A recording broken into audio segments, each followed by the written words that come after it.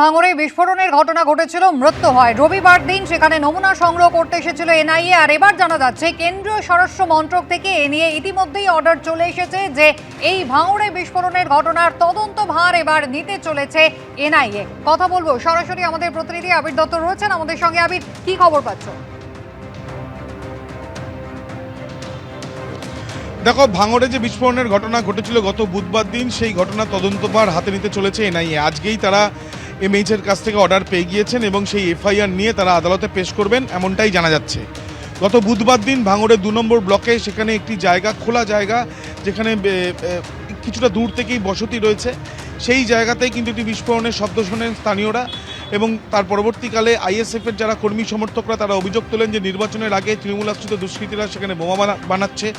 পাল্টা তৃণমূল কংগ্রেসের তরফ থেকে এবং প্রার্থী শওকত মোল্লার তরফ থেকে অভিযোগ তোলা হয় যে এই ঘটনার সঙ্গে আইএসএফের যোগ রয়েছে। এই যে বিস্ফোরণের ঘটনা ঘটে, সেখান থেকে কোনো মৃতদেহ উদ্ধার হয়নি বলেই পুলিশের তরফ থেকে জানানো হয়েছিল। পরবর্তীকালে দেখা যায় যে বুধবার দিন রাত্রিবেলা যে বিস্ফোরণ ভাঙড়ে হয়েছে, আর বৃহস্পতিবার সকালবেলা যে মৃতদেহ উদ্ধার হয়েছে হাড়োয়াতে, যেটা সম্ভাবনা প্রথম থেকেই উঠে আসছিল যে এই ঘটনার যিনি আহত তিনি তাকেই পাওয়া গিয়েছে হাড়োয়াতে। এবং এরপরে তদন্ত শুরু করে পুলিশ। এবং আমরা যেটা জানি যে হাড়োয়াতে একটি আলাদাভাবে মামলা হয় এবং তার সাথে সাথে ভাঙড়ে বিস্ফোরণ হয়েছে সেখানেও আলাদাভাবে মামলা হয়।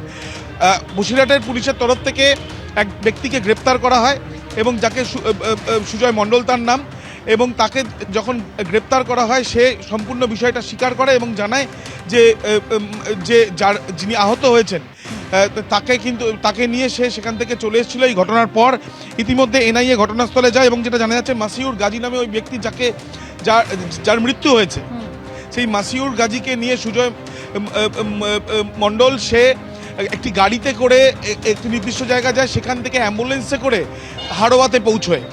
এই ঘটনার পর 2 দিন এনআইএ ঘটনাস্থলে যায় এবং যেহেতু এক্সপ্লোসিভ সাবস্টেন্স অ্যাক্টে পুলিশ মামলা করেছে এবং ঘটনাস্থল পরিদর্শন করার পর তারা বিশেষ রিপোর্ট পাঠায় এমএইচতে। সেই রিপোর্ট পাওয়ার পরেই যেটা জানা যাচ্ছে যে আজকেই তাদেরকে নির্দেশ এসছে এবং তারা এই মামলা রুজু করে তদন্তভার হাতে গ্রহণ করতে চলেছেন। একেবারে, অর্থাৎ এনআইএ ইতিমধ্যেই এই ভাঙড়ে বিস্ফোরণের ঘটনার তদন্ত ভার তারা গ্রহণ করতে চলেছে। কেন্দ্রীয় স্বরাষ্ট্র মন্ত্রকের কাছ থেকে এই সংক্রান্ত অর্ডারও কিন্তু তারা পেয়ে গিয়েছেন।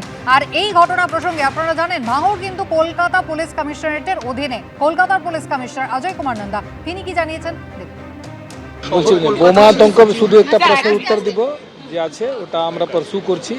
ওইখানে ইনিশিয়াল খবর আছে ভাঙড়ে একটা জায়গাতে ওইখানে বোমা ফেটেছে, ঠিক আছে, বোমা ফেটেছে, তো একটা অন্য জায়গাতে ডেড বডি পাওয়া গেছে।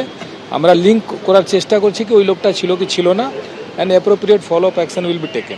এবিপি আনন্দ, এগিয়ে থাকে, এগিয়ে রাখে।